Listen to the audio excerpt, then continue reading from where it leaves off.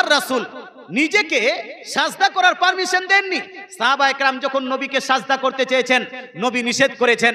মহিলাদেরকেও সাজদা করতে নিষেধ করেছেন, স্বামীকেও সাজদা করতে নিষেধ করেছেন। নবীজি সাল্লাল্লাহু আলাইহি ওয়াসাল্লামের জন্য যদি সাজদা করা নাজায়েজ হয়, যদি নবীর জন্য সাজদা করা হারাম হয়, তাহলে আজকের কোন পীর, কোন ফকিরের জন্য সাজদা করা জায়েজ হবে? জায়েজ হবে না।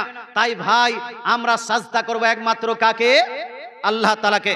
এখানে একটু উল্লেখ করে দিই, এই পীর ফকিররা একটা দলিল দেয়। দলিলটা দেয় কি? যে আল্লাহ তাআলা যখন আদমকে সৃষ্টি করেছিলেন, আদম আলাইহিস সালামকে সৃষ্টি করার পরে আল্লাহ তাআলা ফেরেশতাদেরকে বলেছিলেন উসজুদু লি আদম, হে ফেরেশতারা তোমরা সাজদা করো আদমকে। আদমকে সাজদা করিয়েছেন আল্লাহ তাআলা ফেরেশতাদের মাধ্যমে। এটা ছিল সাজদায়ে তাজিমি। কি ছিল? সাজদায়ে তাজিমি, সম্মানজনক সাজদা।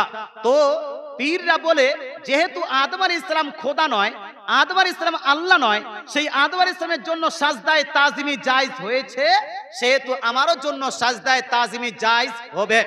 মুসলমান এরকম উক্তি যুক্তি লাগায়, কিন্তু এই দলিল দিয়ে কি সাজদা করা কারোর জন্য জায়েজ হবে? হবে? হবে ভাই? আচ্ছা, আমরা উম্মতি কার? কার উম্মতি ভাই?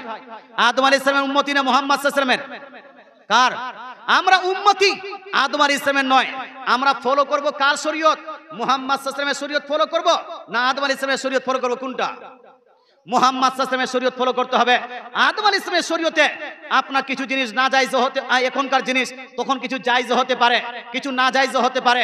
মুসলমান আদম আলাইহিস সালামের শরীয়তের মধ্যে যদি আপনি ওই শরীয়তকে ফলো করতে চান, বলুন তো আদম আলাইহিস সালামের জামানায় নিজ বোনকে বিয়ে করা যায় ছিল কি ছিল না? ছিল কি ছিল না? আদম আলাইহিস সালামের সন্তানেরা এক অপরের মধ্যে বিবাহ হয়েছে, ছেলে আপনার ভাই বোনের মধ্যে বিবাহ হয়েছে।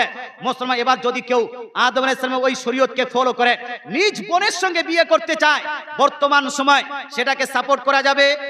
যাবে? তার মানে হলো এই, আদম আলাইহিস সালামের শরীয়ত এখন লাগু করা যাবে না, আদম আলাইহিস সালামের সিস্টেম এখন লাগু করা যাবে না।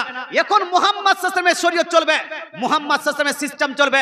আর মুহাম্মদ সাল্লাল্লাহু আলাইহি ওয়াসাল্লামকে যখন সাহাবারা সাজদা করতে চেয়েছেন, মুহাম্মদ সাল্লাল্লাহু আলাইহি ওয়াসাল্লাম বলেন না না না, আল্লাহ তাআলা ছাড়া অন্য কাউকে সাজদা করা যাবে না। এই জন্য সুন্নিরা বলে মাজারে গেলেও মাজারে সাজদা করা যাবে না, পীরকে ধরলেও পীরকে সাজদা করা যাবে না।